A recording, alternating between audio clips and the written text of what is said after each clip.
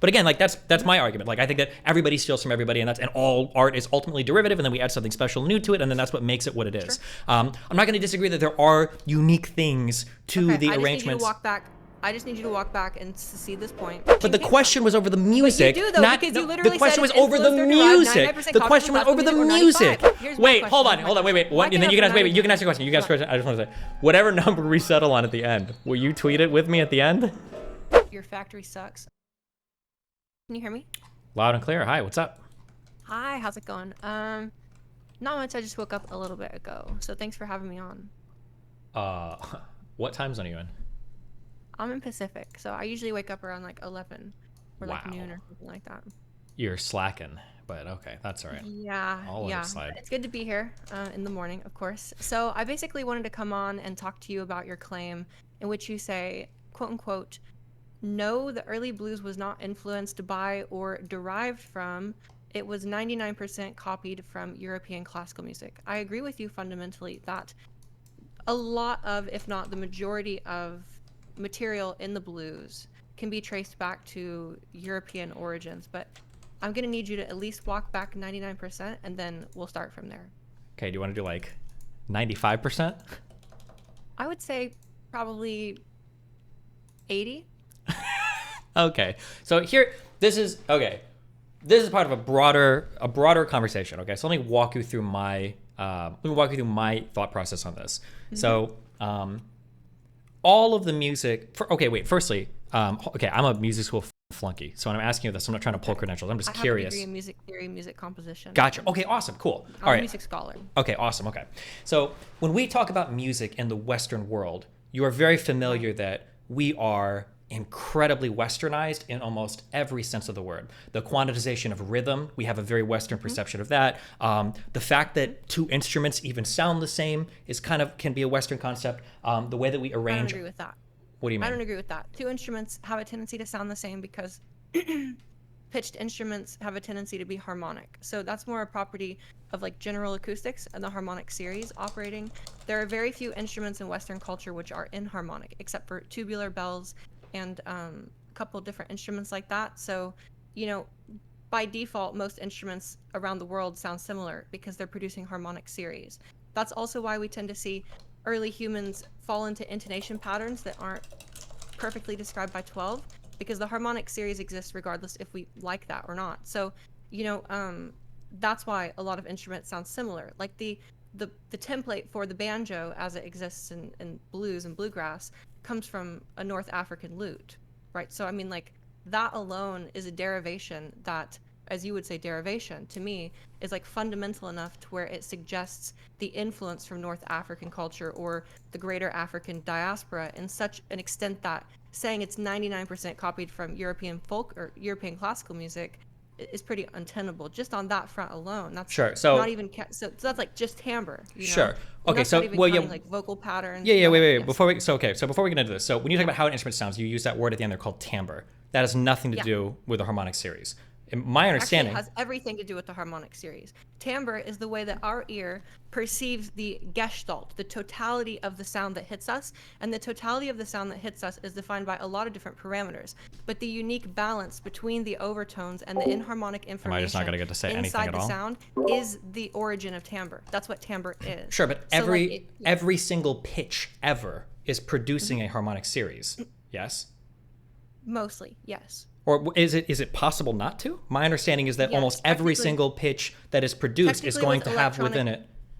Yeah, technically with electronic sounds, you can use a sine wave. A sine wave is a single tone, a pure oscillation, or the closest approximation of an oscillation. You can also fall into instruments which are inharmonic. For example, when you hit a crash cymbal, the behavior of that cymbal generates a density of inharmonic partials. There's other instruments that exist out there as well, which are fundamentally inharmonic, and that's why human culture has been obsessed with bells for so long. Church bells, tubular bells, because they are fundamentally inharmonic and they have a unique property to them. But most pitches will produce a harmonic series. That's true. Sure. Okay. It depends on the behavior of the instrument. So backing up, I don't know if I would necessarily say that before we're getting into let me back up to the first thing that I said. In terms of having like a consistent set of instruments that sound the same, I don't mean that like every single instrument sounds the same or produces a similar type of harmonic series or has a similar timbre. What I mean is the fact that like if I write something that like it's going to be scored for like 3 trumpets and 1 trombone or something, that like that style of arranging pieces for like a certain group of people, or that there's an expectation that an ensemble will look a certain way, is in a way a lot of that is like kind of Western in terms of how we organize like ensembles and stuff, right? Yeah, so that's what I was getting at in some of my points when I was talking about performance practice. So performance practice is the context and the setting in which performances occur in different cultures. And the fact that the performance practice is so different between European classical music and the blues tradition is further evidence to the fact that we can't say it's 99% derived from European classical music.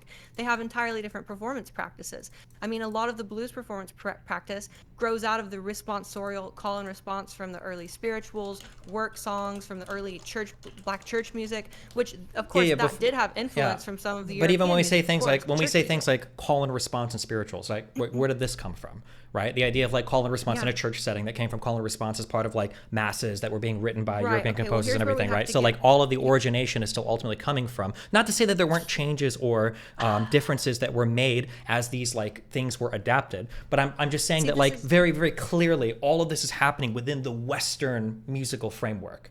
Okay, so first off, there's a couple things that I want to talk about.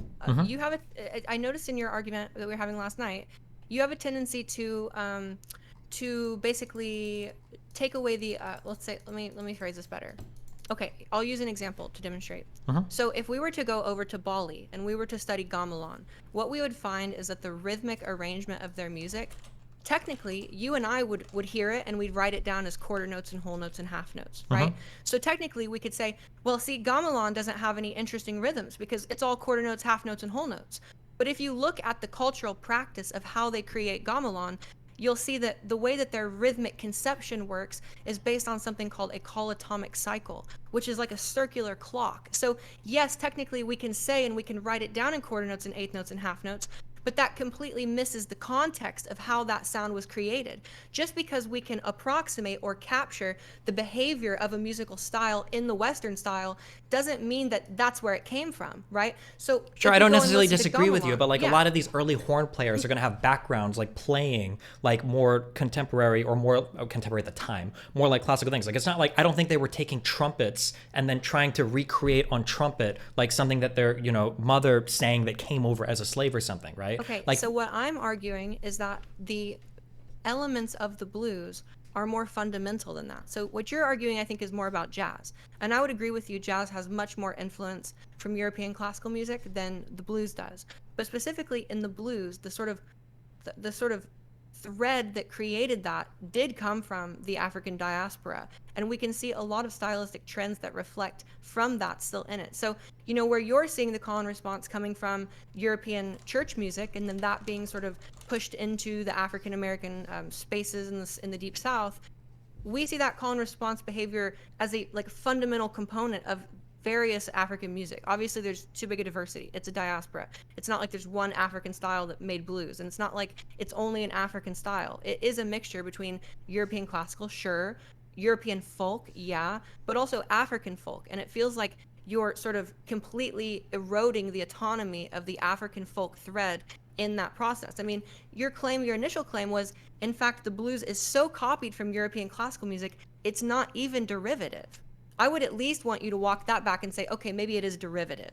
And well, I thought I said it was derivative. People got really mad at the word derivative because they assumed that derivative is an insult. I think that was the argument that you or other people were making. The reason why I got on and wait, hold on, wait, because you're talking a million miles a second, and I can't even respond to like 99% of what you said. I'm not trying to do this debate because music is a topic that's interesting. Okay. Yeah. So I'm going to back up and I'm going to lay out my whole thing, and then we can go from there. Okay. So my understanding is that, and I said this earlier in the stream, there might be like these early inflection points of like blues where it was like this more like pure, like very much like a lot of people today wouldn't even understand if they heard it. Like this came from very much like these, their grandmas, great grandmas or whatever, and like nobody. But largely speaking, the early origination of this style of music was a mixture of some people had habits that they picked up in the fields. It could have been like these call and response songs. It could have been spirituals. A lot of these were influenced by the church, by masses that had been written written that were of the European style, and then it was kind of adapted and sung and done differently when people adopted it in the United States. And that out of this, it kind of grew, and then it collided with a lot of the European traditions of here's instruments, here's 12-tone, here are the way that we harmonize things, here are the organizations of sounds, of cadences, of all these things. And at the end, what you get is what is really like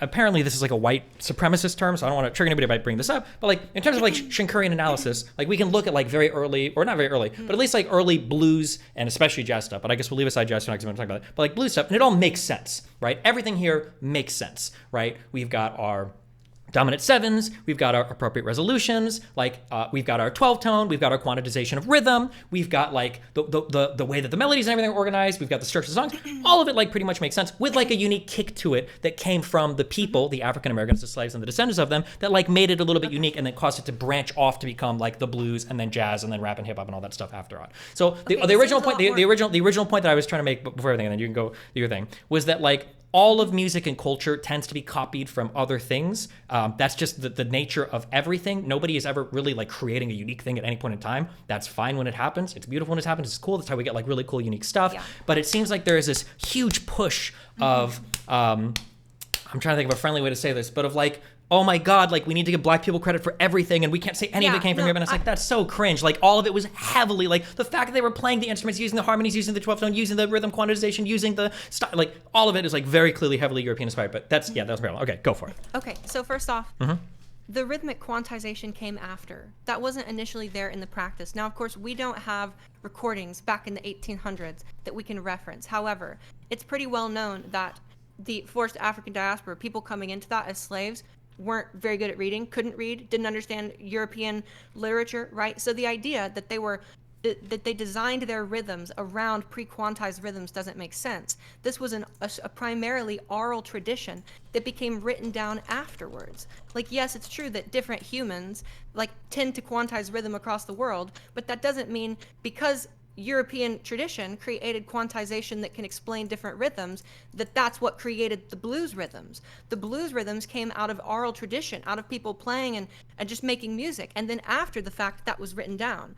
And the fact that it can be written down in European style doesn't mean that undermines the autonomy of the initial genesis seed that created that rhythmic style. I mean, if we listen to European classical music, it doesn't move the same as the blues at all. And you may say, oh, that's nitpicky. Technically, it's also quarters and eighths. But micro rhythm is a reflection of tradition. So the reason why the blues feels the way that it does, the reason why the swing feels the way that it does, is because of the very fact it isn't European classical music. It came from a different tradition, and that tradition is a mixture between, obviously Afro-Cuban music, African music, European music, American folk music. Yes, it is a hodgepodge. It is a synthesis. I'm not debating that. Every piece of music is a synthesis. But it seems like you're taking this thread of quantization so far that you're actually reducing and stripping away the autonomy of the traditional style that came into that. Another thing too, so that's just on the rhythmic front, okay? Another thing, harmonically, yeah, okay, they're playing dominant 7 chords, sure. But even the way in which the dominant 7 chords are voiced relative to like the root position of the movement, that's not very common. I mean, you don't really hear 4 dominant to 5 dominant to 1 dominant in European classical music. You don't hear that.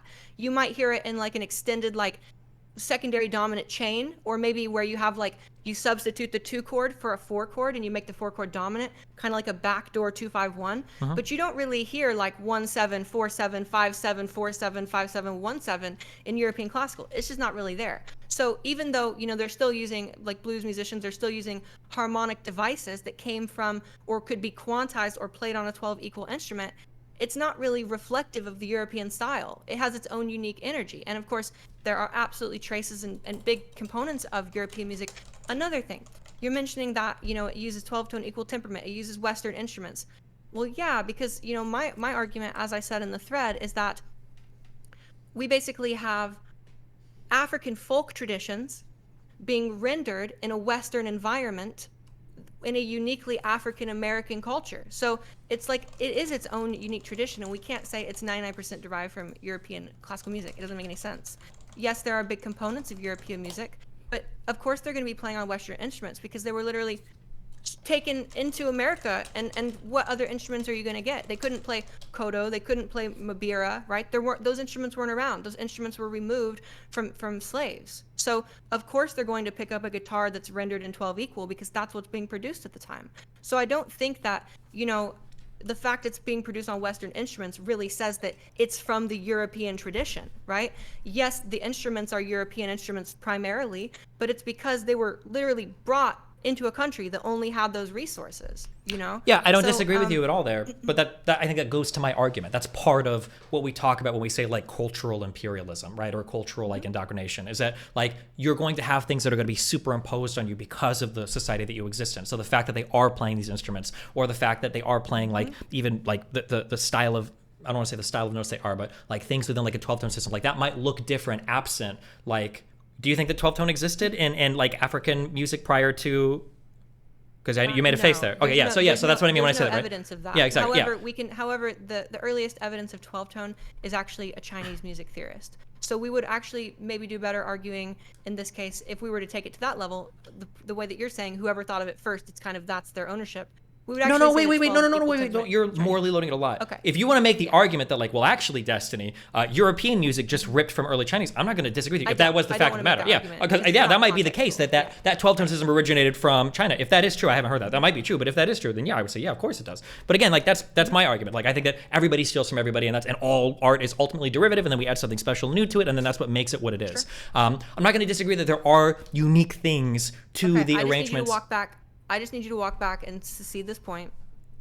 Blues was not 99% copied from European classical music. Can you see that? Can you see that point? What percent do you want me to come to? You said 80? I feel like to give a percentage, well, it like depends. Okay, there's a difference. Wait, let me finish. Hold on. Okay, go ahead. When you say 80%, the problem is I feel like there are so many like here's a point that I made earlier, okay? If somebody were to look at like the blues, and somebody were to look at like Bach, okay, and then they were to play these two things next to each other, I think in the Western world, a lot of people would hear these things like, oh my God, these are totally different. These are completely different styles of music. But the reality is that in the Western world, we kind of have how music works, and they share a lot of similarities. Or we can not do blues. We can say hair metal and Bach or whatever if you want to, right? That there are going to be probably a lot more things similar to these things than if you go outside of that and you go to like older like Eastern music or African music, where we're moving away from 12-tone, we're moving away sometimes from scales altogether, we're getting to like totally different instruments that are pitched in different ways, right? So that when I say that, like, if to go down to like 50% or like 60% or 70%, I feel like that betrays how similar all of the Western styles of music are compared to the vast world of music that exists outside of our relatively narrow conception of like what music is, right? Yeah, but it seems like you're greatly diminishing the influence that other cultures had on the formation of the blues. So we already talked about how the rhythmic framework isn't similar, and the rhythmic framework expresses information from other traditions outside of the European tradition. We talked about how some of the harmonic practices, while obviously rendered in the context of Western instruments, so forcing them into 12-note equal temperament, harmonic devices are unique in some capacity, not entirely, of course. Melodic characterizations we haven't even gotten to yet. I mentioned the micro-intonations, the blue notes, and you kind of clowned on me about that on Twitter. In fact, I even got a DM from someone in your community who told me to kill myself, which I thought was really crazy because we're just talking about music. Yeah, I know that's how the internet goes, yeah, that's not you. I know. And there was also, okay, so to get to that point though, the micro-intonation stuff.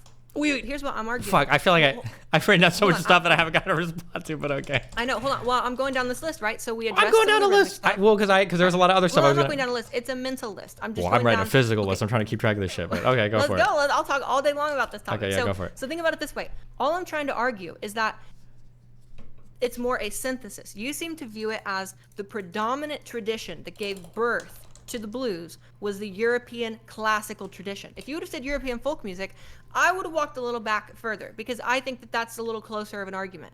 But the fact that you say the predominant aspects and tradition of the blues is coming from European classical music is just wrong. I think it's much closer to say that the predominant threads or the sort of particles that gave way to the blues are much more present in, let's say, I don't want to just say African music because it's really a mixture of African, of Afro-Cuban, and then sort of coming together in the African-American South. But there's so many elements that are obvious and clear in the auditory components of the blues, which reflect another tradition giving way to that style, which isn't just the European tradition. We can see that in the nuances around rhythm. We can see that in the nuances around melody and intonation. We can see that in the nuances around chord choice. We can see that in the nuances around timbre. We can see that in the nuances around rhythm. We can see that in the nuances around song structure and song form. We can see that in the nuances around the actual lyricism and the song format, or the song content itself. And we can see that in the texture, because blues is inherently more antiphonal than other musical textures, and that's pretty unique. That has been gone from European classical music since pretty much the 1500s. So when we collect all of those auditory features and cultural features in the blues and we put them next to each other, it's pretty clear that there's a big traditional influence coming into the style, which isn't just the European style. That's what I'm arguing. Yes. Okay. So the issue that I would have with the word like synthesis is that it feels like when I think of like blues, okay, if I think of the synthesis of whatever African Americans brought with them, or their ancestors brought with them, and then collided that with the European classical tradition to create blues, rather than thinking of it as two things colliding, it feels more to me like the blues is like a topping on like a cake, to where the big fundamental part is the cake, and then like the newly added stuff were the toppings that were sprinkled afterwards that were like the blues. That's why I say that like it's predominantly like, even when you talk about things that are different, they are different, but it's still different in a way, it feels to me in ways that like romantic music was different from like classical era music. Like it bends and breaks some of the rules. So you bring up like the blues being like a dominant 7 to like a 4 dominant 7 to a 5 dominant 7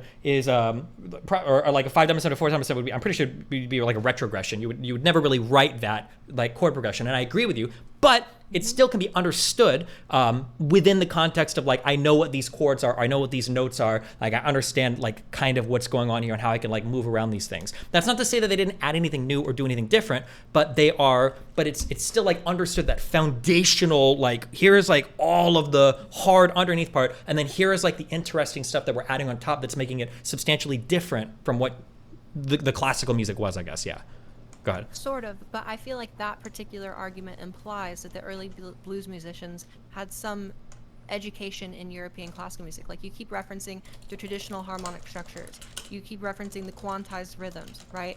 I mean, they had exposure to some of that, I'm sure, but it's not like individuals who were working in fields singing spirituals and work songs were very aware of European classical music, but yet those were still the preliminary threads that gave way to a lot of the melodic characteristics in the blues, a lot of the textual characteristics in the blues, and a lot of the structural characteristics in blues in terms of song structure, not in terms of harmonic structure. But I mean, that alone feels like you inherently can't say that, oh, blues is just like, it's basically European classical music with some extra toppings, because it implies that the artists who were creating that initially were like well versed in European classical music or were steeped in it. Do you think people were allowing like traditional slaves into concert halls a lot of the time? I don't think so. So They're probably staying at home. Hold on. When we talk about the difference between what is it, like vernacular versus there's another term for it, for like how music was arranged and created in the past. There were some people that are might be, I don't remember this one, but like there are some people that like, my way of doing music is I go to a concert hall and I sit there in my my white powdered wig and I listen to the music or whatever. But that's not how like music is disseminated to the masses all the time, right? Look, when you say educated in classical European music, that might just mean listening to the songs of the day, that like it could have been literally the fucking slave masters that were playing those songs, or how those people playing those songs, or it could have been like I don't know how true this is, but like because a lot of this is like stuff I've heard and remember from school, so maybe it's bullshit or not, but like a lot of like different types of slaves or women were trained to play instruments and play in the styles of other composers or whatever from like the people that owned them as slave owners. So when I say that like a lot of this is heavily European inspired, I don't mean that like in between working the fields they were going to get their music theory core curriculum 5 class done. I just mean that like that's what they were inundated as like part of like Western music. Yeah.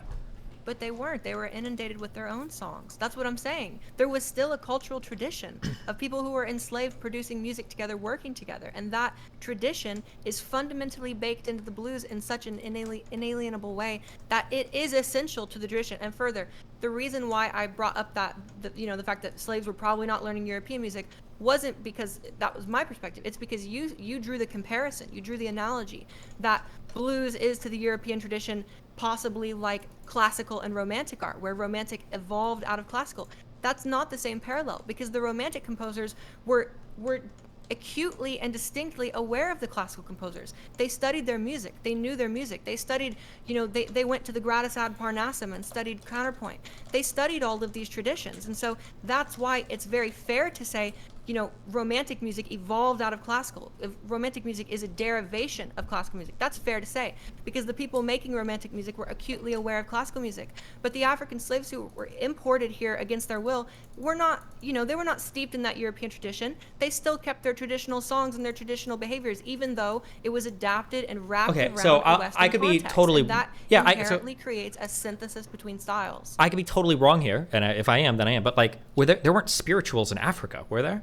My understanding is that when slaves came here, that being introduced to spirituals, this was music of the church, and it wasn't African people coming from Africa and creating church music. It was the African American adaptation of the church music that was already played in the United States in the European tradition, essentially, or the early American tradition, I guess, right?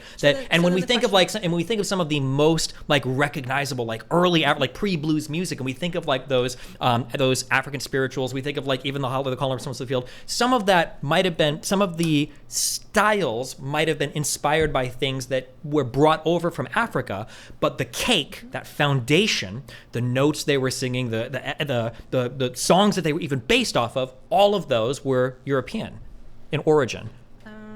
Yes and no. So I will give you that point that the spirituals were very influenced by sort of European church tradition, but I think you're also once again missing. It's not like when these people were imported, it's not like they just like forgot that they ever made music back there, where they were imported from. It's like those threads still exist, and those wrap into and they inject themselves into the style of what they're doing. That's why, why do you think spirituals don't sound like your average church music? But that was the thing. So if I were to ask you, but they do. If I were to ask you, do the spirituals sound more like the music from Africa, or do they sound more like the European boring mass music?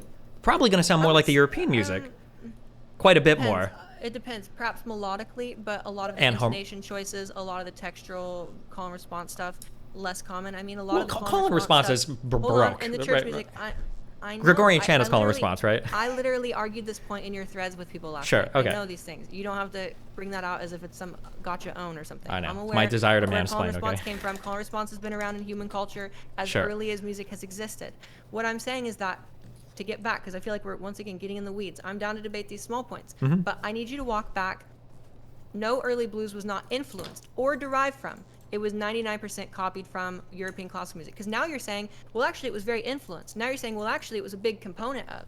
But here, in this, I wouldn't say it was influenced by. No, I wouldn't say it was influenced. The European classical tradition served as the foundation, the cake, and then people brought over something unique with them and added to it. But I don't even know if I would describe it as a synthesis. Maybe if I was being really generous, but not really. I don't think so. Yeah. So when two individuals have a child, would you describe that child as a sole derivative of one of them? It feels like you would maybe... No, if two people had a child, I would say that's a synthesis. That's a 50-50, sure. Yeah, so do you not understand where two cultural traditions, two music traditions mix together, and then we have a new style that's born out of it? You can't say it's only European style, because there's clearly cultural influences, and we can see those cultural influences from traditional African music coming into the blues. We already talked about it, the rhythmic behavior. Yeah, but again, if I were to, I could ask you a very simple question. If we go 50 years past the first slave being brought here, or 30 or 40 or 50 years, if you listen to the music in those churches and you compare that to African music or European music, I don't think it's going to be like, oh yeah, like it's 50-50, like it could be either. I think it's going to sound 50-50. Sure, it's going to be like 90-10, like, oh, this sounds like somebody did something different with European music. I don't even know if you would hear the the resemblance of like, I guess like 15th, 16th, 17th, 18th century, 16th, whatever, of like African music. I don't know if you would hear that as much, or unless there was more sophisticated. Clearly they did, right? Because it was so controversial. Right? How does it being controversial prove anything? Because it clearly shows that music was outside of the predominant culture. But I mean, like rock and roll was outside the predominant culture. That doesn't mean. If it was such a tiny offshoot from European music, it wouldn't have been seen as such an innovation or as such a controversy or as such something that's so demonic or devilish, right? The fact that it is inherently a cultural sort of tradition that grew out of the African American culture, which has tremendous lines through the African diaspora, it's clearly not. I mean, I think things can be controversial and still clearly come from within the culture, right? Like, I don't think that something being controversial doesn't necessarily mean that it's totally different. There could be just one or two things that are changed that like really upset somebody, right? What do you think derivative means? Let's talk about the definition of that, because I feel like that's actually where a lot of our disagreements stemming from. Sure. When I think of I feel like I've made my point that there's enough stylistic differences that indicate some traditional thread coming into it that's clearly not European. Sure. And I would agree with that. Thread coming into it, yeah. I just view them more as chocolate chips than a different type of batter. Sure. But, okay. And I think we both agree that there's obviously a very strong European thread that comes into it as well. So where do you separate the difference between derivation? And how can you say it's 99%? Well, when I say derivation, I mean derived from, clearly. Right. How would you define derived from? I guess I'm looking at like how much of like the foundational meat is there in your like next product, essentially. Okay. So how much of that foundational meat in music is lived cultural experience? How much of it comes? Well, it's probably going to super depend on the style of music, right? So for some styles, it's going to be carried on like culturally. For other styles, it's going to be written down by scholars or elites. I think one of the reasons why European music is so different compared to the music today is we think of today the popular music as what's passed on. So whatever was big on the radio, whatever people listened to. But in classical times, from whenever kings and queens started to commission stuff, that style of music that survived was commissioned scholarly work from like actual professional composers and not necessarily what people were listening to in like clubs or whatever at the time, whatever club there would be in the 15th century. What I'm specifically asking is how much of the performance practice and and let's say the context in which the music is occurring introduces uniqueness into the music. So let's say that we have two styles that generally speaking are auditorily similar. They have similar harmonic behaviors, similar formal behaviors, structural behaviors, but their creation is an entirely different context where let's say one group of people are like enslaved and another group of people own that person, right? What does that not manifest at all in some difference in the music, some fundamental difference, which is perhaps fundamental difference? Auditory components. I mean, like it could manifest in some cultural difference for sure. Fundamental. I mean, do we mean fundamental to the music? Or do we mean fundamental to like the art? I guess is like the question. The art. Yeah, to the art probably. Yeah, of course. Right? Yeah, for sure. So then, once again, that adds as another piece of evidence that would indicate a very strong tradition that is off of the European classical music tradition. Yeah, for sure. I mean, in terms of it just being music that's popular with people and sung by people and not music that's like commissioned by, the aristocracy. Like, I think that in and of itself is going to be like a huge differing point. But when I'm saying, can you publicly secede that 99%? No, because from a musical standpoint, you've come here like 50 million times. Oh, Jesus Christ. Okay, I'm trying to be polite, but you've come here so much. It's untenable. Okay, yeah, it's not untenable. I don't think it is untenable. I think that, and you've admitted yourself that if you were to take people singing music in the United States, early slaves, you would compare it to African music, it would be almost unrecognizable. But you would hear it compared to European music and be like, okay, it's different, but sure, right? Like and we've already gone back and forth. I'm not going to retry this over and over again. If you're going to tell me that like the creation of the music artistically, that's why I asked for the distinction between music. Is the music going to be fundamentally different, or is the art going to be different? From the art point of view, there's tons of things. I'm not arguing. I'm not asking what you're arguing. I'm making my argument, okay? From the art perspective, there might be a ton of things that are different from one thing to another. But from the musical perspective, in terms of like how do we hear and understand and translate the music, like there's a ton of crossover, and the foundation is there from hundreds of years of pre-Baroque, Baroque, classical, romantic, all of that established, and then that's what the like all of the later African spirituals would come to and add to, and then eventually that would grow out to make like blues, rock and roll, jazz, and all that stuff. But that foundation is European. So look, Go ahead. I'll play within your domain there, okay? Okay. And I'll just say, purely the rhythmic differences alone constitute less than 99%. Can you push back your 99% down now? Because I mean, the rhythmic differences alone. Point to me a place where in the European spirit, let's say the European church music, which you're saying, the spirituals are primarily derived from. Can you point to me where you're finding the kind of swing, the kind of grooves, backbeat focused patterns that we see in blues? Because I don't see those in European music at all, and I don't see them in European spiritual tradition or the church tradition. I really only see them in some aspects of European folk music, but that wasn't, Sure, it wasn't popular at the time. That wasn't in debate. Well, that wasn't in debate either. You said 99% European classical music. Sure. You said Western if you want to argue that learning how to back back tongue and swinging eighths is going to get you, I'll give you 97% if you want. I'll give you 97%. Do you not think it still fits within we still have Do you not think? Hold on. Yeah. Do you not think the rhythmic character, even those more nuanced micro-rhythmic behaviors, are a fundamental part of a style? When you say micro-rhythmic, you're talking about the individual interpretations of rhythm. So things like playing on the front or the back of the beat, swinging eighths, stuff like that. Yeah, that plays a difference. Sure. Right. So all different styles, for example, of Afro-Cuban music have different micro-rhythms. So when you play to different claves, when you play against the son clave, when you play montuno rhythms, they all have different nuanced rhythms, and the only way to get that is to listen to people who played that tradition most of their life, so you can. Sure. Well, I think we have to be careful there, because when we talk about claves and stuff, that doesn't necessarily imply different micro rhythms. We could just be talking about rhythmic patterns at that point, right? I'm going to need to publicly have you admit defeat on that 99% figure. You're going to need to back that down a little bit, because even those rhythmic behaviors alone, I would argue, are fundamental to the style. And if you argue they're not fundamental to the style, and you could just put the music in front of a college student and have them play, for example, San Montuno or whatever. Okay, have them do that and then put them in a Latin band. They're going to get kicked off the bandstand immediately. Sure, with no practice or training, that's going to be true of anything, of course. But I don't think that furthers either of our points, because that person can be made to understand. That person can be made to understand the rhythms probably a lot easier than they could something that was arrhythmic from what I'm debating. Sure, I know. I'm talking about similarities. Yeah, I understand. I'm talking about similarities between. Well, no, but hold on. When you say rhythmic characterization alone being different enough constitutes you backing that 99% European classical music down to at least 95, at least 90. I'm gonna need you to publicly back that number down. It's okay to admit defeat, okay? You can do that. Sure, what are you coming up to? You started at 80%? Let's start here. Let's start 85, and then we'll work from there.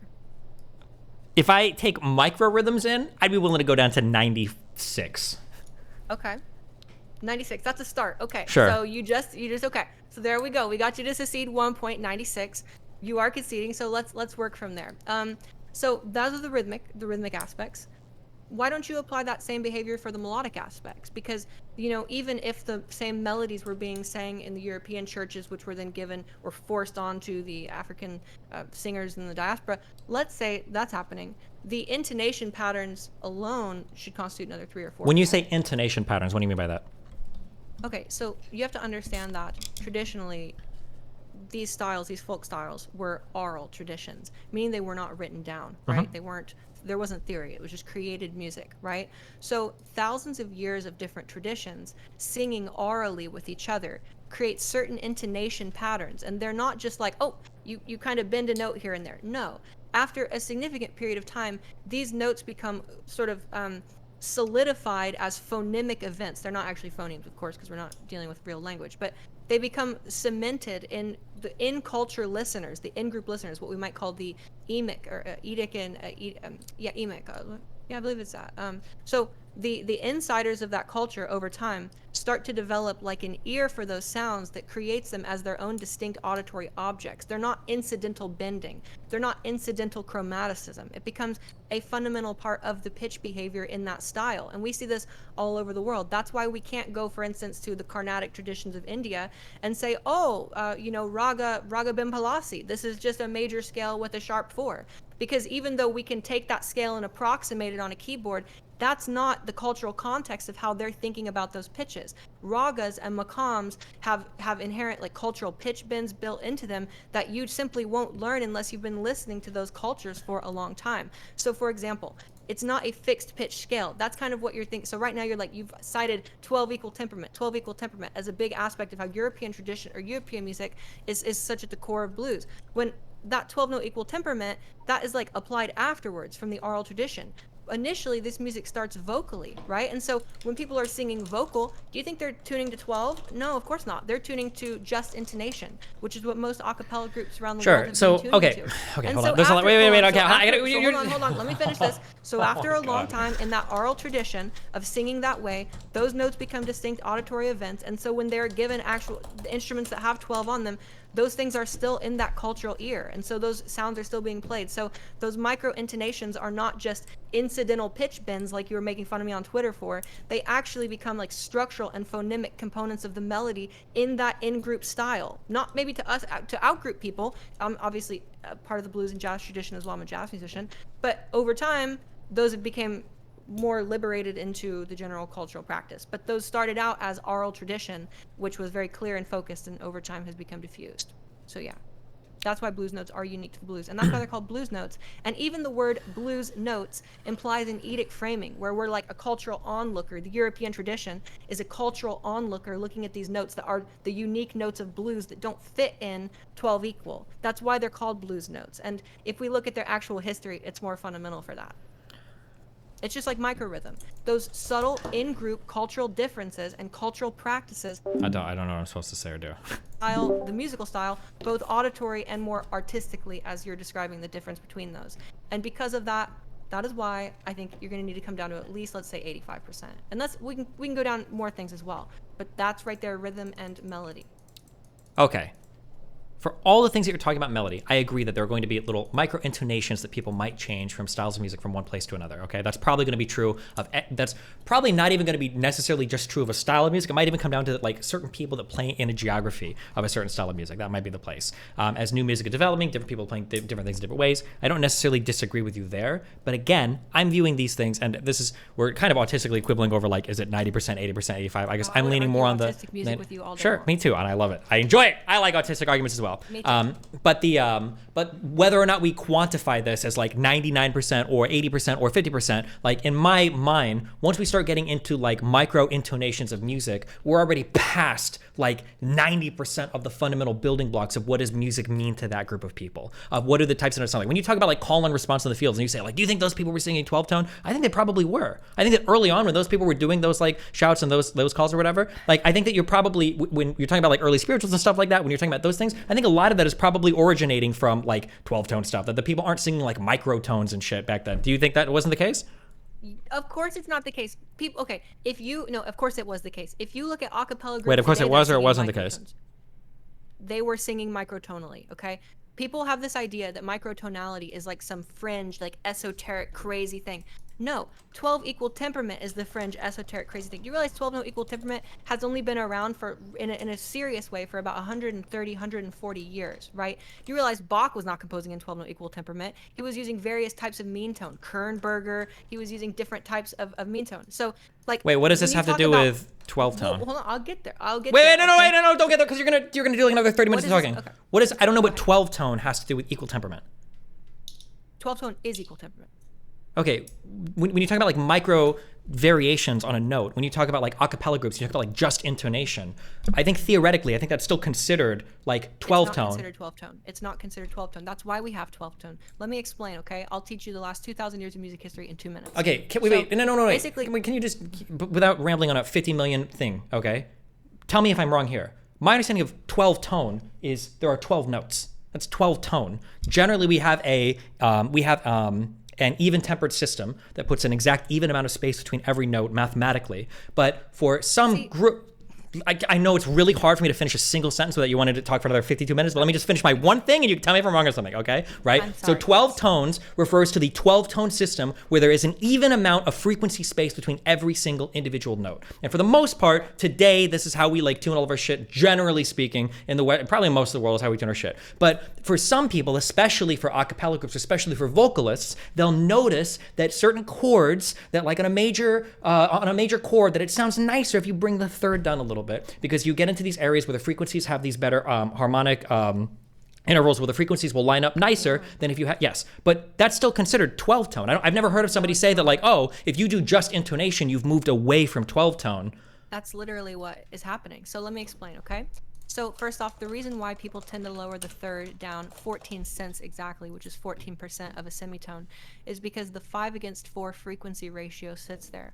And the 5:4 is such a low harmonic that when you lower your major third down a little bit, it gets a lot warmer and clearer, okay? This is true for every single interval. And in fact, the harmonic intervals are actually what humans are hearing when they're singing in groups together. The early church music, you think that was 12 tone? No, of course not. Well, hold on. Well, if That you're was going to just define, if you're going to intonation. redefine I'm going all 12 the way tone back- as, if you're going to redefine 12 tone as when people vary the No, pitches slightly, I'm not that redefining now 12 tone. I'm defining 12 tone exactly what it is, which is when you take the number 2, which is the octave, and you take the 12th root of 2, and you literally divide 2 into 12th roots. That creates equally spaced logarithmic divisions. So you take an octave, which is a logarithm because it's a multiple of 2, and then when you divide that logarithm into 12 equally spaced grid points, that's 12 equal temperament. Well, that's actually 12 equal divisions of the octave. 12 equal temperament is when you take those 12 equal divisions and you say that they're representing you're harmonics. taking longer So to you say- re-explain what I already explained about it. I've never heard of They're not the 12 same. tone is That's okay. completely You different did- that's from okay. You're a just beginner intonation. music student. Okay, that's fine. Then if we want to redefine it, then fine, it wasn't you 12 tone. haven't But in heard it, that it case, doesn't mean but it's in not that case, true. but in that case, then the European style, I guess, wasn't 12 tone either because I don't think they were using physics Correct. instruments. Okay, fine. Yes, Well, then in that case, then it correct. wasn't 12 In tone. fact- Then in fact, in if you that go case, and then you you're making an look even back- stronger argument for me that the early African spirituals were just borrowing from the just intonation of the European style in that case. No, because the Europeans did not invent just intonation. Just intonation has been around in human cultures for as Sure, long as nobody's the music invented system. just intonation. Just intonation is just the Exactly. frequency. That's Sure, right. but if But you're the going to tell me cultural- then that but they were you're using diverting- just intonation and they're singing because they noticed that certain pitches sounded bringing on, okay, fine. Well, then that But probably it's in a way certain came from. cultural and stylistic pattern that is uniquely reflective of the African music traditions. That's what I'm saying. It's not that they use just are there going to intonation, be? therefore it's But not 12 equal. everybody I'm is saying going to they notice use around the just world that a intonation third in way sounds that's better. unique. But everybody's going to recognize that a third sounds better if you bring it down a little bit. I'm pretty It's sure not that just most the five- people. It's not just the 5/4. For example, blues shows great usage of the 9/11 ratio, which is the neutral third. We didn't really see that in European traditional music at all. We still don't. Sure, Okay? and Because like the I said, I'm 11th sure they're the going to. 11th Everything isn't harmonic- going to be the 11th exact harmonic was same. quantized- Everything the you 11th can spit out harmonic like was quantized out random of Western fucking music music. facts all you want. I'm not going to sit I'm here and not spitting argue out with you random that there's music going to be facts. You want me minor to play the sounds differences. for you? That there's going to be minor differences between some of the African music that was brought over and some of the European classical music. I don't necessarily disagree with that, But here's the thing: those minor intonation differences reflect major traditional differences of where the tradition's coming from. sure, I And don't your necessarily point is disagree where with the that. But tradition the came question from. was over the music. But you do, though, not because you the literally question said was it's over the influenced or derived music. 99% The question was classical over the music or music. 95. Yes. You fundamentally do disagree with that. So why did you say you fundamentally agree with that? It's the I, opposite. listen, So- I told you 99% might be high. You came in here saying 80%, which I know you wouldn't tweet out, right? And I said I'll bring it down to 95% of it. No, you absolutely wouldn't because you know for 80% you'd get crucified for that. I don't even know if you believe in that 80% number, but I'll come down to 95%. But sure, there's going to be like micro differences. I'm not going to sit here and disagree with you. If I'm going to say it's completely the same, of course, then there would be no blues. It would just be more people playing fucking European You're classical sounding- music, of course. Hold on, you're sounding quite angry right now. I'm not angry. You've been cutting me off 90% of the Step time. back. Okay, well, I was just gonna say, you described the. Okay, so let me take a step back. This is off topic from our discussion, but you entirely mischaracterized all of European classical music by describing it as 12 equal.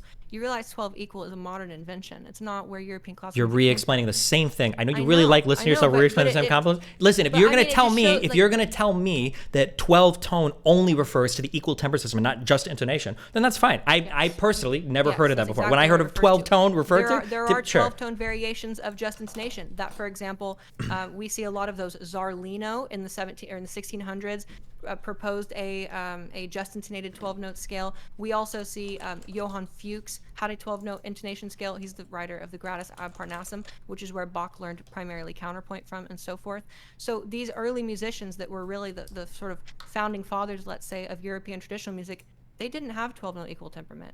They had various forms of mean tone, and some of them even experimented with instruments that had 31 keys, you know, or 19 keys. For example, Vincentino was a big fan and an advocate of 19-tone equal temperament, or actually a chain of fifths that were slightly flat with 19 tones that gave you slightly purer thirds, better minor thirds, better harmonic sevenths. So, you know, the idea that 12-note equal temperament is like somehow fundamental to European classical music is inherently wrong, because our earliest church music back in the 11th century all the way to the 15th century. Are you cognizant that you're fundamentally re-explaining the just same thing intonation. over and over and over again? Well, don't you think Just that's checking. pretty fundamental to our discussion? Because a primary core to your argument was about 12 What did tones. I say when I said 12 tone? What am I referring to? When you are saying 12 tone, you're referring to 12 tone equal temperament or 12 tone equal divisions of the octave.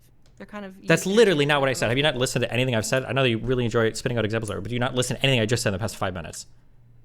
I did. I listened to everything that you said. Okay, when I said that, when I'm referring to 12 Except tone, for what am when I I was talking talking. about? When you refer to 12 tone, you are talking about the pattern and history of using 12 notes to create music. Thank you. Okay, I don't know why you didn't say that the first time. That's what I was referring to. The Right. organization of things around like our scales don't modes you or 12 understand notes. that Sure. what 12 notes you use changes the thing quite a lot. You can have a 12 note mean tone chain, a 12 note Pythagorean chain. You can have what 12 note equal temperament is, which is in between mean tone and Pythagorean. Sure. And that I don't gives know you a what the certain I don't behavior. know what the exact I actually don't know what the name is for the Western convention of 12 notes in terms of like our circle of fourths and circle of fifths, but whatever. It's a 7L5S system. Okay, the 7L5S system is when I say 12 tone. That's what I was referring to. Okay. Yeah, but we could also make an argument that that wasn't created by Europeans either. I did. What did I say 20 minutes ago when you mentioned the Chinese thing? Yeah, but I wasn't using that as an evidence that it's somehow. Sure. you I don't know if 12 notes is Europeans Chinese or created something. that 12 tone, the 7SLXR Super Right. Lexus edition. Fucking, I don't know if Right. Europeans created that, right? It wouldn't surprise me if all of this came from earlier or was imported from other places via trade or some shit.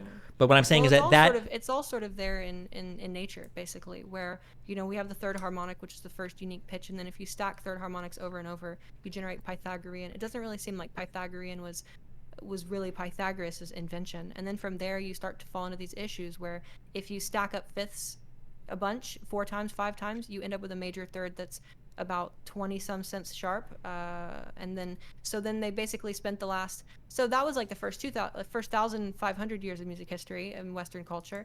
And then eventually they realized, they're like, damn, when we use these pure fifths, our thirds are really bad.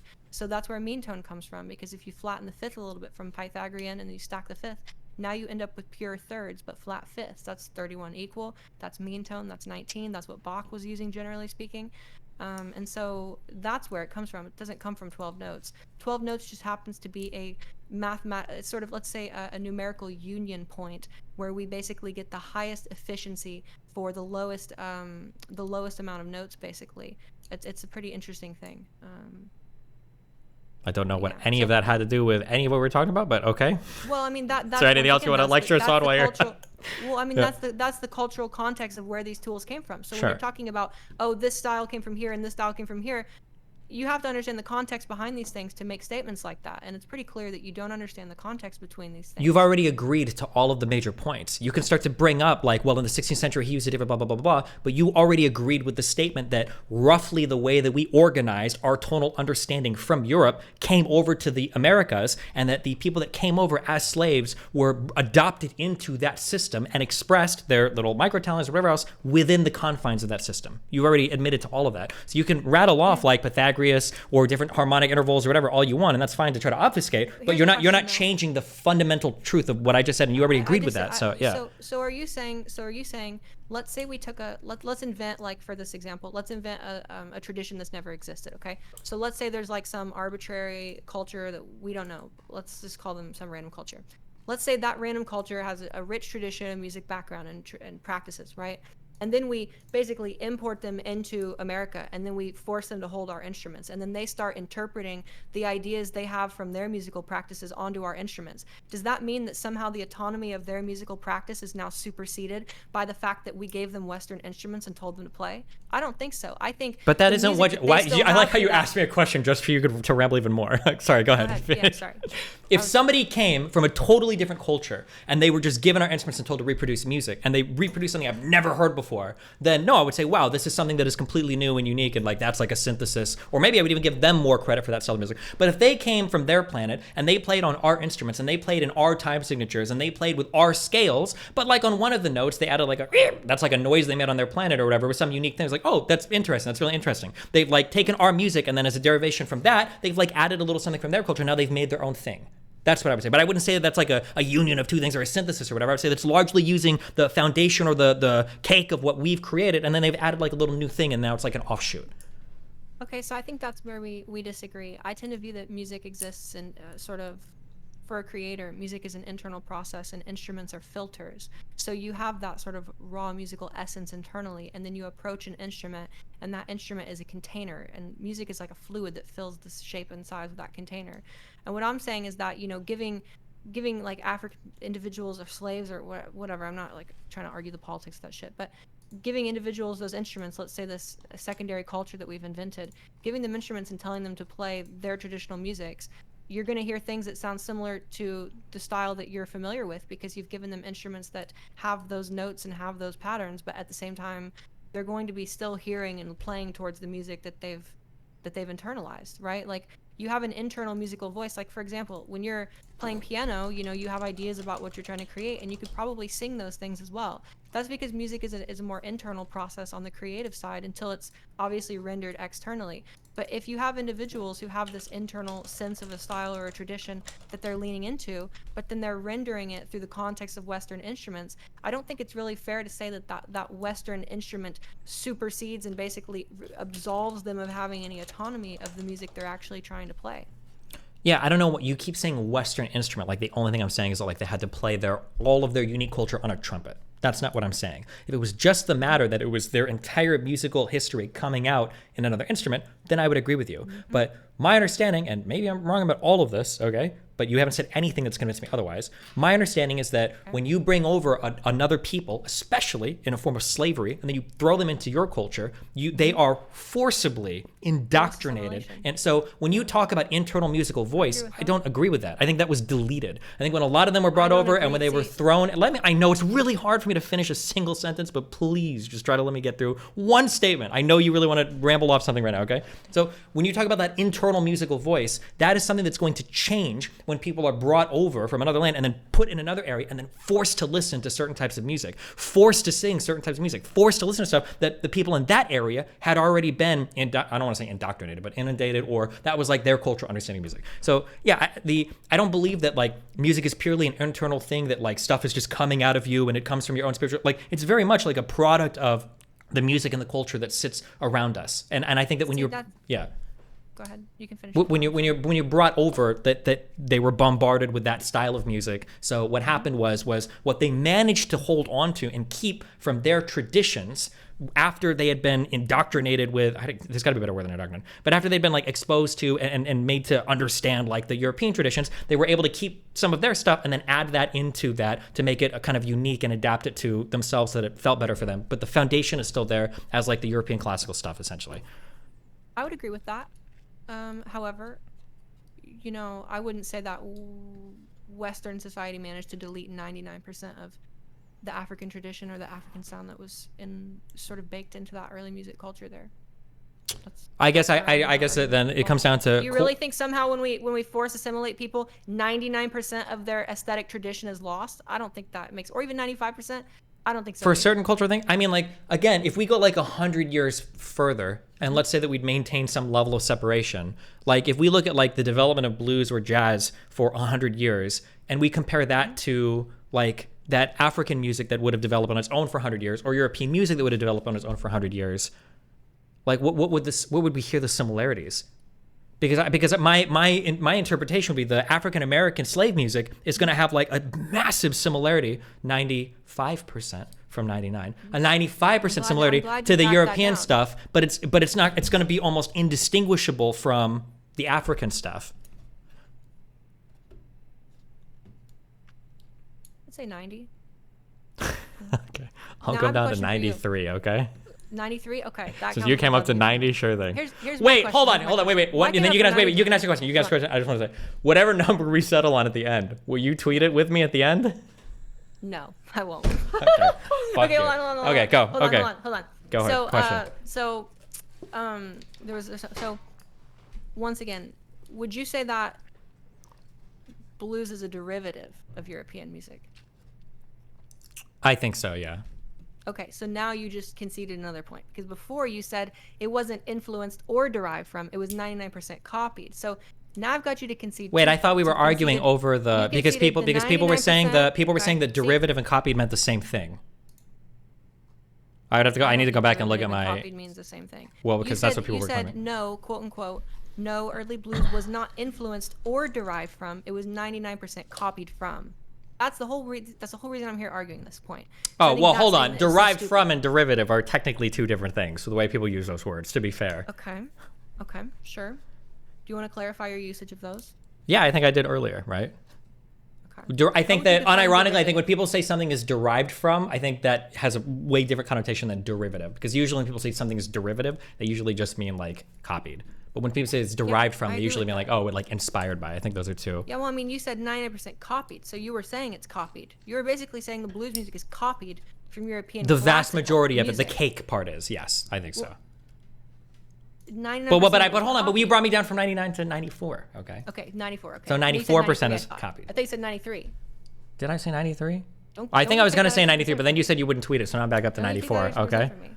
Yeah, I'm not going to tweet it because I think that still, even in this argument, if we're talking about auditory principles, I'd say that they're a lot more similar. But when we talk about cultural principles that come into it, I think that plays a big role too, the art aspect, right? So I wouldn't say that the blues is 90% or 93% copied art from European music. Absolutely not. I would argue a lot less than that. But in terms of pure auditory features that we can measure, we can hear, I would say it's a higher percentage. Yeah. But even Yeah, I guess then, that gets into... I still feel, but we're still missing a huge component, which is like the cultural context of the thing, the performance practice of the thing. So in terms of auditory, I've already gotten you to work that down because we can see that that's clearly not 90% copied.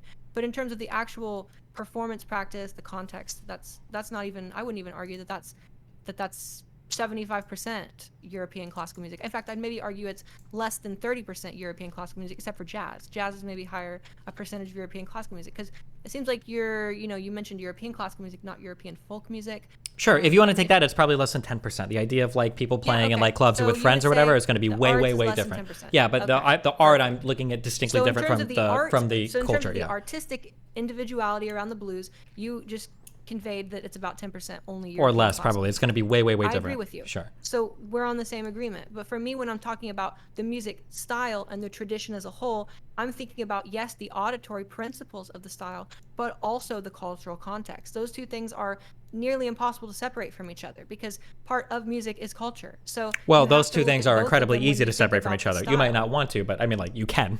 You can separate these things from each other if you want to, right? You can, of course. You I mean, can we did, analyze like right? music We as did. it's written, as it sounds, sure, versus like Yeah, the culture, we did sure. separate But I'm it. not going to That's sit where here we and got say this that like, 93% sure. from. But I'm not going to, Yeah. because focusing on the music, the sonic side, I'm not going to sit And here that- and and argue that that's the why, for culture example- of like African American slave music is going to be the same as the culture of like a court composer, of course. Exactly.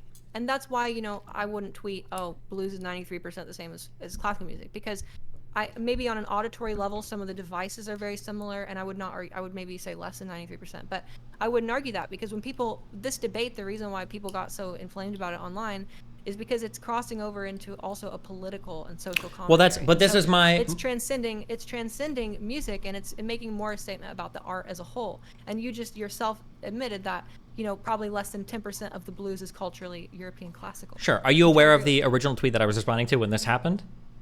I'm not sure. I saw something about appropriation. My take on the appropriation is like we always constantly borrow from cultures. Appropriation is only negative if you're like financially exploitative or you're doing it in bad ways. Sure. I don't really Okay, care sure. about So we probably agree on that. So the agree original on tweet that, that I was responding to was, this is why no one wants to appropriate white culture or the lack of it. That was the original tweet that I was responding to. It wasn't specifically about music, but it was about culture. And when I watch people talk about like art and culture today, I'm about to go on a Joe Rogan rant, okay? But like, it seems like there's this huge desire to like get on your knees and like, oh my God, like all the minority arts were so good. White people did nothing. It's all cringe and horrible and blah, blah, blah. And everything the white is trash and blah, blah, blah, blah, blah, okay? And when people take that approach to things, and then when you look at, in my opinion, from a music background, my favorite thing about African-American contribution to the world is fucking jazz, because it was American, distinctly American. It was fucking awesome. And it was a huge contribution to music, original, that was American. And we're a young country, so that's awesome. But I would never look at something like jazz or predating that like blues and be like, oh, wow, this came from Africa. That was not African. That was African American. It needed what? Yeah, I understand the simplification, but it feels like people are very desperate. But it's the same. But that's the thing. It's the exact same simplification you're making, but you're doing it the opposite way. Where people except say, oh, I'll give, blues comes from Africa. except you're saying, oh no, blues comes from European but I'll give, classical. and I It's even neither. did this, and now I'm realizing that it's pointless to do this, and I just stopped doing this because people like you never read it or care about it. I will clarify, or I even say, like in other tweets over and over, I think I said like 4 or 5 times that like people borrowing from other cultures is awesome. It is amazing when people take from from other cultures and they create their own unique thing. People do this over and over and over again. It's through the history of all of art and culture. And that's amazing. It's cool when people steal from white culture. It's cool when people steal from black culture, whatever, and make their own shit. Everybody should be encouraging everybody to do it. That's awesome. But the idea that like, sure, but the idea that like, oh, like this thing is like distinctly and uniquely like comes from Africa. It's like, that's a very Western conception of music, right? Because there's way more. Sure.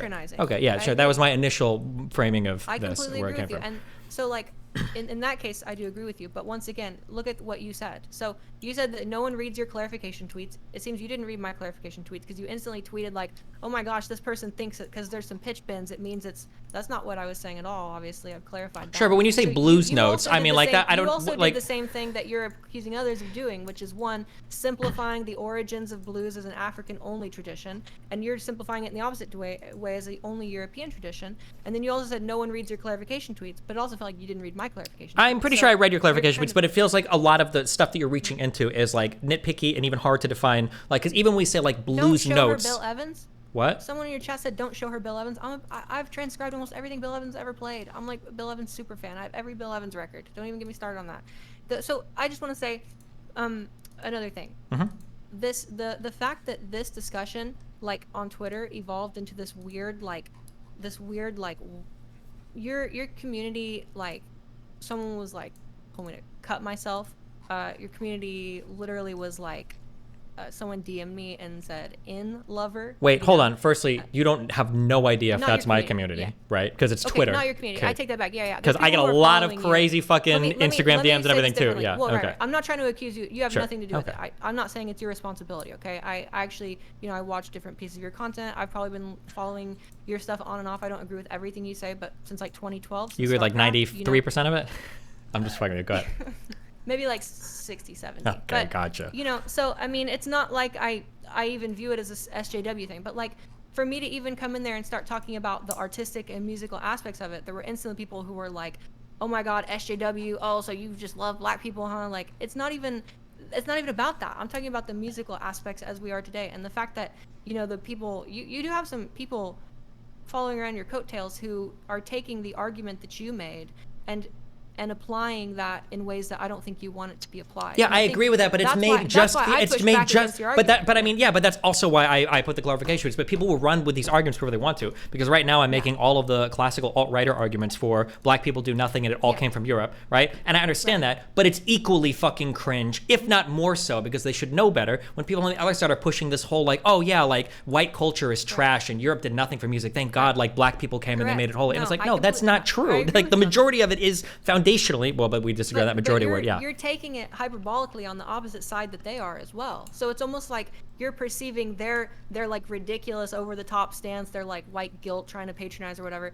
You're like reacting to that like through an extreme as well, and you're creating the opposite effect, right? I don't think so. Whereas I think that if my statement was something along the lines of like blues and jazz did nothing new, or blues and jazz is a bastardization of European music or whatever, that might be something that's not true. When you say it's I don't think you're implying the bastardization. So let me reframe that. But is that not what you're implying when you say it is 99% copied from European classical? Are you not directly saying it's literally just the beginning stages of like any art is going to be like 99% lifted by what came before it, right? Most of every early romantic composer like was a late classical composer, right? This is always how the transition from one medium to another works. It's never going to be like oh my God, here's a brand new crazy well, maybe very rarely, but well, that's the thing. It's not 99% from another style when you have new traditions that are coming. Sure, I guess it's just quibbling over the percentage. Yeah, inherently it's not 99% or 90 or even 93% when you have an entire hodgepodge of cultural traditions that are bleeding in and adding new influences into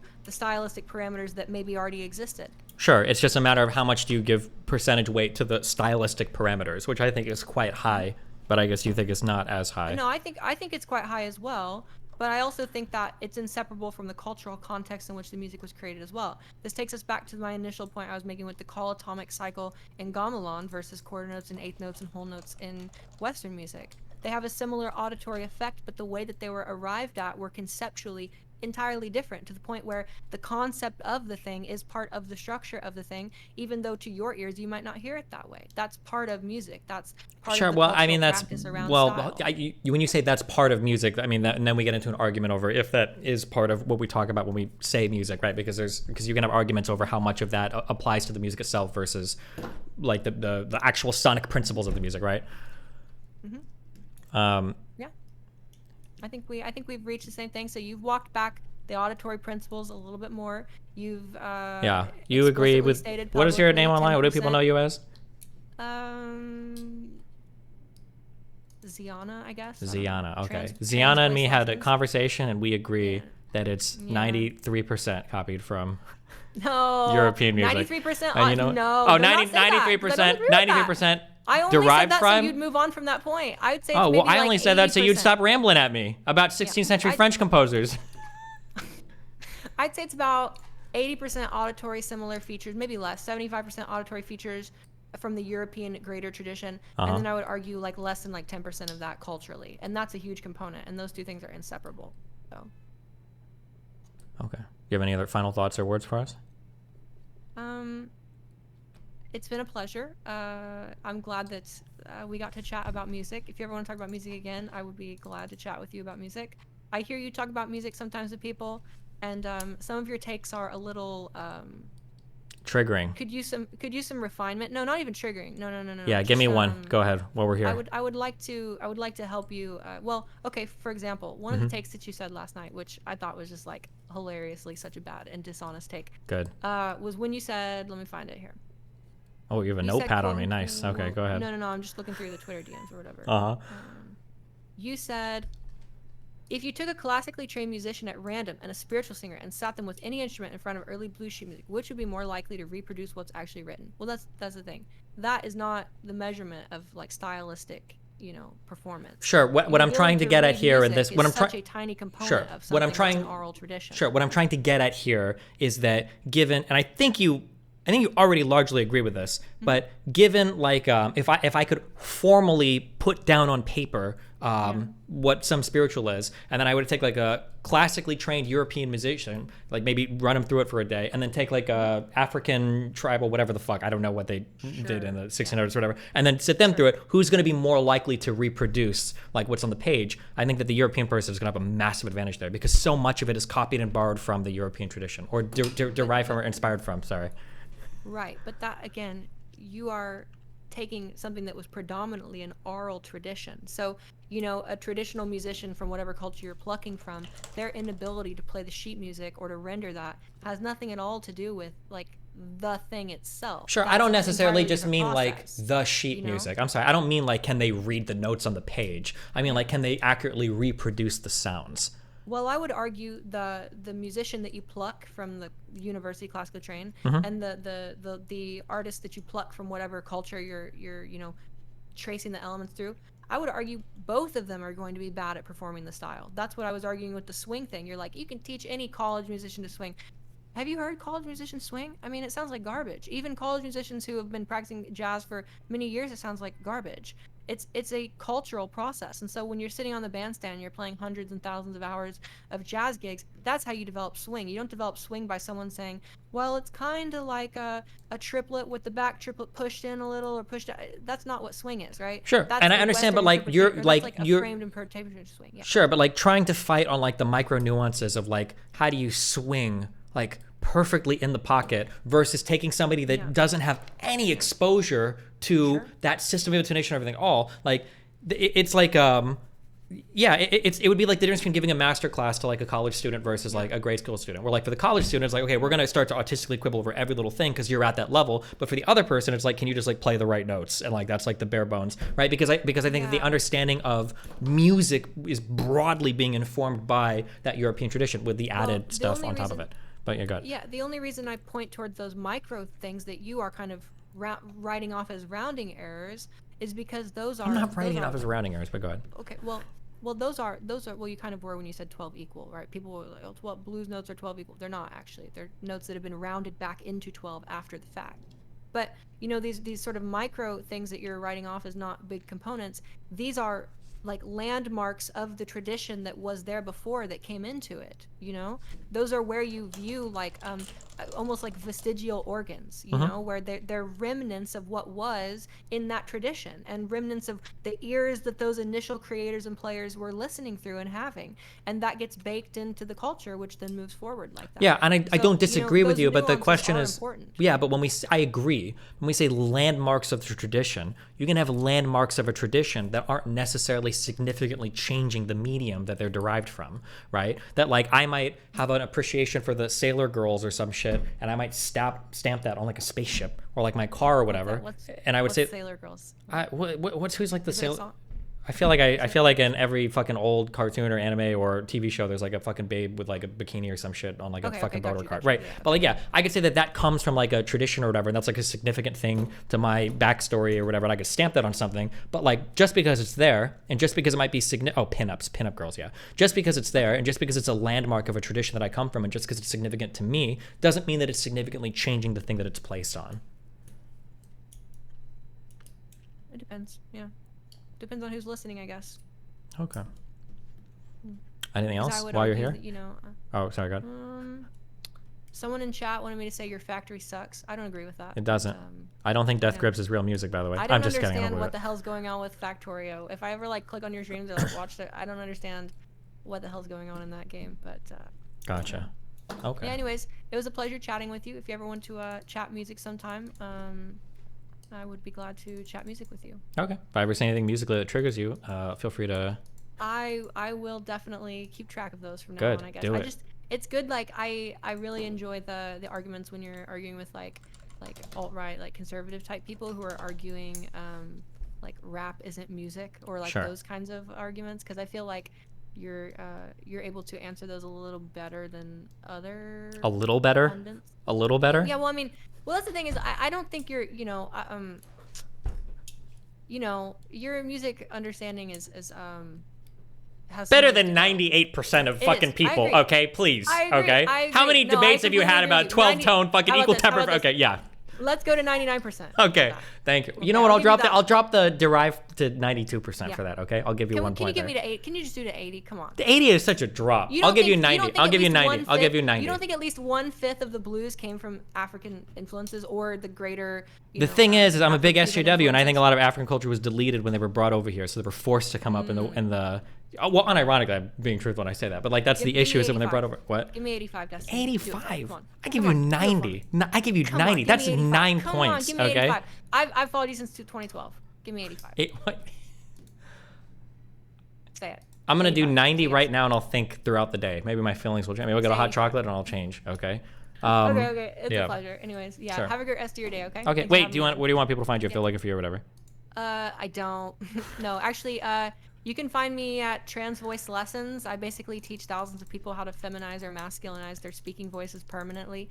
You can find me at Zia Erose. I'm a musician. I create a lot of microtonal music. I do microtonal music theory. I do music theory in general. I've been teaching music theory all my life. So yeah, you can find me on Twitter at I am Zheanna, ZHEANNA. And I just released a jazz record last month. Saxophone and piano, and so. Wow. Now, was it a real saxophone or was it a tenor saxophone? Real. We're gonna have to have that debate. It was a tenor sax. You fucking loser. It was a tenor sax. Yeah, probably metal mouthpiece, disgusting fucking plastic reed, whatever. That's okay. Crazy. Bye. Thanks a lot. It's been fun. Anyway, see you later. Yeah. Take Bye. care. You as well. Cheers. Jesus. Hey, can Alex and I hop on for a chat at 8 p.m. EST? Oh, Vikram. Oh boy.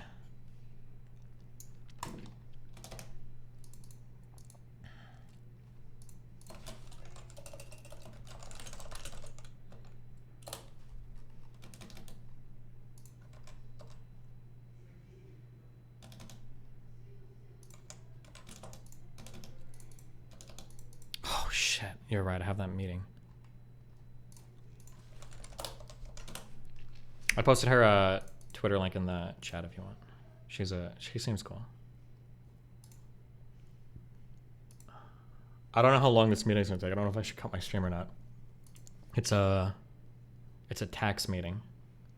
What What the fuck was that conversation? That was weapons grade autism? No, not really. I think it was, my initial take was way too hyperbolic. I probably should have started at like, probably should have started at like 85%. But the initial point still stands. But her starting at 80%, there's no way that Shaver would have tweeted out 80%. No shot she would have ever tweeted that out. Walking outside, reviewing that debate in my head, and I thought of the perfect analogy. The perfect analogy. And it would have been a really great way to explore disagreements. I can't believe I didn't think of this at the time. I can't believe it. It was the perfect analog. Almost perfect, not 100%. But, oh God, my eye itches. I can't scratch this thing. I wonder how we would feel about comparing Ebonics to English. I feel like most people would say that like Ebonics is 99% lifted from English, right? It exists within the same grammatical rules. A lot of the words are borrowed or similar, but obviously with some unique flares added. But like a dialect is still a different thing than like a totally new language. You wouldn't say there's like a collaboration there, but you might actually argue that. I'm curious. It's a little bit different, but I'd be curious. I wonder what her response to that would be. Hi. I heard you were being racist. Against who this time? I don't know, black music or some shit. Oh yeah, what about it? I was scanning a bit of it on my stream. Yeah, I think, I don't know, people get triggered for all kinds of reasons. I think when I first saw when someone in chat mentioned like the 99% thing, it made me think of, I don't know if you get this in America, because like there are only like 3 black people in Scotland, so people say really dumb shit about race stuff. Mm-hmm. You ever heard it when like these musicians will say things like Bob Dylan actually did the first rap song, or Beethoven actually invented jazz? You ever heard those kind of like tropes? Yeah, sure. Or Mariah Carey invented autotune because she used it like one time in a song or whatever. Yeah. Yeah. Have you heard the Beethoven sonata that people say is like the original ragtime? No, I haven't, but I'm sure people have done it. Yeah. Yeah, I'm gonna link it to you. Okay. Yeah, it's like, because I think what you're saying with the 99% is that just like a reference to like okay, listen, I shouldn't have said 99%. I should have said like 80%. Wait, you have a musical background, right? Kind of, yeah. Okay. Yeah, Somebody came on to argue with me, but I was actually surprised. I should have conceded the 99% original initially, because I think she actually agreed with 100%, because she came in and I'm like, all right, we're gonna fight over whether or not like it originated from fucking European shit. And she came in and her first offer to me, she's like, I'd say maybe 80%, and I was like, oh damn, she's starting way higher than I thought she would have. But basically, the argument that I was making was, if you believe in like cultural imperialism, and if you believe that culture was erased from people that came to this country, which I think largely happens to a large extent, the origination of like blues music and stuff was combined and was done in the context of like our Western understanding of like diatonic harmony, but like broadly speaking. Not to say that they didn't add anything like new original, but like it was obviously clearly happened within the context of like our like classical European understanding of like what music sounds like, broadly speaking. Yeah. And I think the lady that I talked to broadly, I think she actually 100% agreed with that, but she would just argue, her argument was like, okay, sure, but there are a couple things. One, there are some sonic differences in terms of like the way that they would approach tones, the way that they would sing certain things. And 2, the cultural origination of these styles of music is very important as well, because the way that blues developed is culturally significantly different from the way that European classical music developed. And I agreed, but I said that's not part of my like sonic analysis of like the actual sound. And she said, well, I think that's an important part, basically. But yeah, go ahead. Yeah, so were you kind of saying that like I guess like the high number was because it's like 12 tone systems. They used all the instruments, because obviously their instruments were taken away from them because they were like sinful or whatever the fuck. Mm-hmm. Yeah, because it's kind of weird, because I always found it like a good argument against racism as well, was because people would talk about how these people can't integrate, they're too different. I'm like, bro, you literally took like people for 200 years and like enslaved them and like raped them to the point that their genetic makeup was changed, and like took away all their instruments. And what did? They took your instruments and made and just stole the 20th century with it. Like they just completely owned it with it. Yeah, so I get that. Yeah. I think it's like when those discussions come about, though, like there was, it felt like on Twitter especially, there was like a really big focus just on the like the tonal thing, like the 12 tones, because people always say like, oh no, actually they use like, would they have said like quarter tone bends Yeah, on I the have to guitar and like, shit? Yeah, I like, have to go do more reading on this because she used 12 tone in a way that I've never heard 12 tone used before. Are you familiar with the difference between even temperament and just intonation? no. Okay, you play guitar, don't you? Yeah. You might know a little bit about this without even knowing you know about this, but like sometimes notes sound a little bit better when you're talking about like thirds and stuff when they're not perfectly in tune. You can bring Yeah. the pitch down a little bit on certain intervals, and it actually reduces the oscillation, the colliding of the waves when they sound together. So they sound nicer, basically is what I'm saying, right?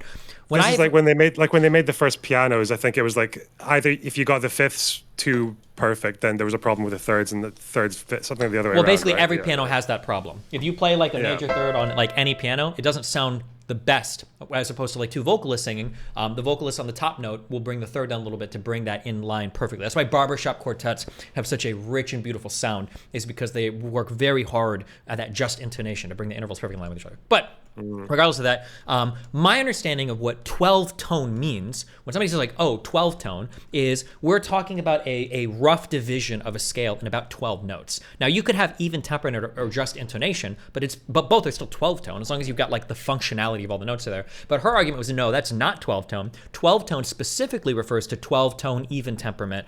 And just intonation is not 12 tone at all. Now, I haven't heard that. Now, she has way more music education than me, so I could just be wrong there, and I just didn't study that or I didn't hear that.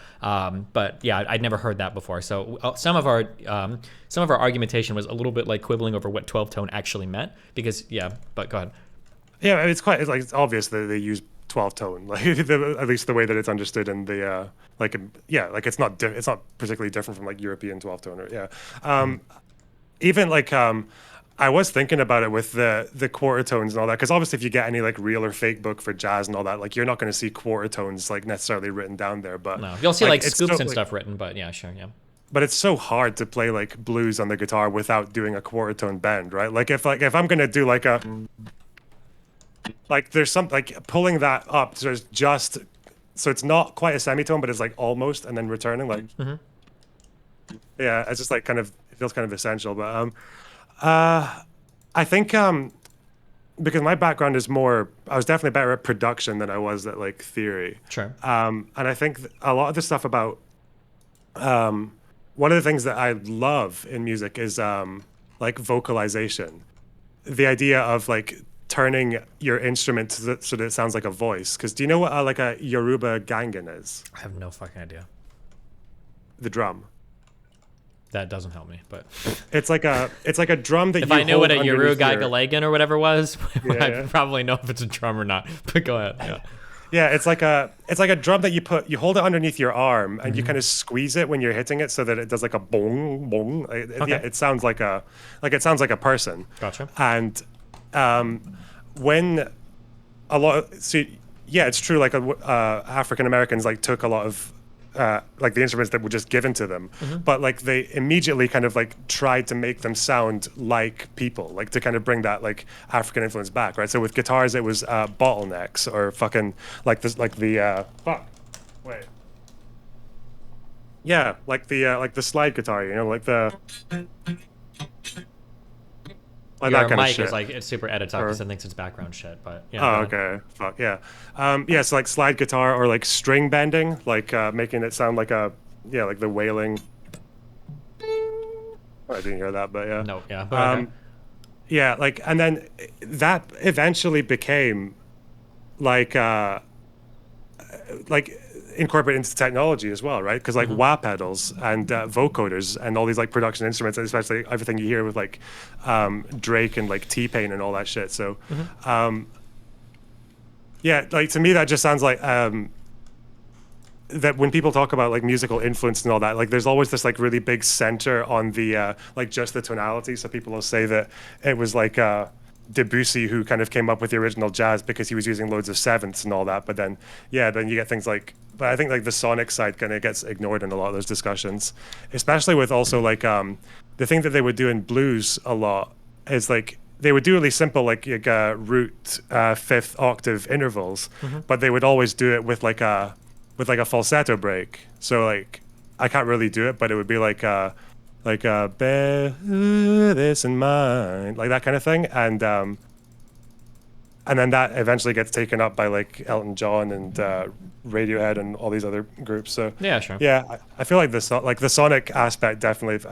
I think all that kind of stacks up and deserves like a bit more than. Yeah, sure, yeah, and like I said, you could say 80%, I guess, if you want. So the central point is still there, which I think she agreed with. Which was the original tweet I was responding to was the idea that like people don't take from white culture because there's nothing in white culture worth stealing, which is stupid. Because if like white European music didn't exist, there would be no blues and no jazz, right? Yeah. The example that I wish I'd thought of earlier, I thought it was when I walked to the store to get a Red Bull, and I would compare it maybe to Ebonics, in that like African American vernacular English is very clearly its own thing. It's traditionally and historically significant. It's got special words in it that other people can't use. It's very much like its own thing, but we would clearly say that maybe we wouldn't say 99%, but we say like 90% like copied from English, right? Even though it has like distinct sounds and it's almost totally different, and maybe some English speakers can't even recognize it, but like the template, the grammar, a ton of the vocabulary, like all of the structure of it, largely speaking, like comes from English. And then there's a lot of variation on it like through that. And I would say that like blues is similar to that, and that there's a lot of like unique stuff that is like culturally traditionally significant and stuff that wouldn't have ever come from like European culture, but clearly like the bed, the cradle that it sits in is like European classical, I guess, music's what I would say.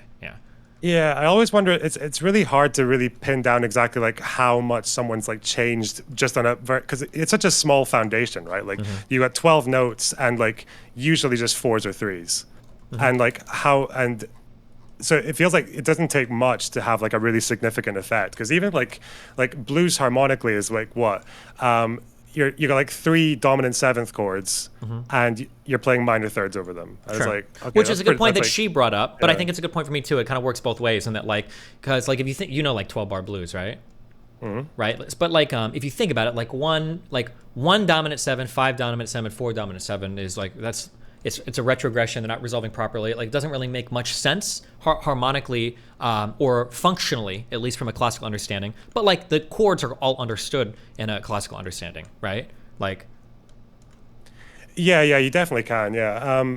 Which I think is like I'm finna to like I'm finna, right? Like I think that's like a good like word, right? Like I'm finna, I'm fixing to, I am going to, right? Like you can see like how it doesn't really work grammatically. It's not correct at all, but like it can be understood. It's part of the like Ebonics. Like it makes sense in the context of that. But yeah. Did you ever get to the thing about? Because I think one of your tweets was about song structures, right? I think it was, but we didn't get too far into that. Apparently 12-bar blues comes from West African poetry, which would also be like an AAB, because AAB is actually, I kind of thought of it like AAB is actually really unusual, like pre-blues. But yeah, apparently it was like that was drawing from like a West African tradition where it was like a very call and response, very like group vocals, and yeah, like that AAB. So because like even the idea of just having like 3 4-bar phrases. Yeah, I think it comes from West African. But then you could also say I wasn't sure, but I think the West African thing comes from actually an Islamic influence as well, because especially in Mali and I think in the Malian Empire, that was like there was a lot of Islamic influence, like they spoke Arabic and they wrote Arabic. So yeah, and it's probably hard because there's probably a lot of stuff that, this is a point that she brought up that was true, that there's probably a lot of stuff that develops independently from one another as well, right? That like the same thing will develop in multiple cultures probably, right? Like I imagine harmonies developed in multiple cultures. I would guess that. I don't know if it's true or not, but it must be true. But yeah. Yeah, I'm pretty sure like the first, I'm pretty sure 12 tone shows up in China on paper before it shows up in, or Asia before it shows up in Europe. Yeah, I think she mentioned that in the conversation. That might be true. I don't know if it's true or not, but sure. Yeah. But yeah, the large point shouldn't have been arguing over the fucking percentage, which is what everybody fucking fixated on. I guess I should have said 80%, although I think the arguments would have been largely the same. It was just this stupid idea that like, I notice that people are on this huge cuck spree of like all things white are evil and all things minority are good, and minorities did amazing and great things without any white people, and it's like, that's so stupid. Like that's just not true, right? Like some of the greatest like minority achievements sometimes come off of the backs of like things that white people have done too, which is how culture works, which is great. It's what it should be. But yeah, and then for white people, a lot of our shit comes off the backs of it could be like Islamic people studying math, or it could be fucking, I don't know, gunpowder in Asia or whatever the fuck, right? Like, you know, it's just that cultural interflow has like been working for centuries, thousands of years. Yeah, I think it's because like the colonial relations, people always assume it's like really one-sided, but no, like even in times of colonialism, people still borrowed from cultures, like even from each other, even when it was like a very one-sided like economic or like political relationship. Yeah, completely. What else was I going to say? Yeah, I think I could totally see why that because yeah, it's true that people do like to do the thing where like whatever white people can't do anything. But on the other end, it just reminded me of when I was young and like there's always some dipshit who thinks like yeah that definitely that Beethoven invented jazz thing. It's of like really the entirety of black music like blues, jazz, and ragtime. Yeah, is we're just all like listening to these Beethoven for their cues. people with yeah. no culture and they're just like grabbing 32 bars from like a 30-minute sonata and they're like oh let's just do this. Let's just build the 20th century of music on this. Even though that thing I sent you does sound very fucking wacky for its time. I'll take a listen to it after. Okay. Yeah. All right. Yeah, okay. Listen, stop being racist, okay? I'll try. All right, take care, man. Bye-bye. Bye.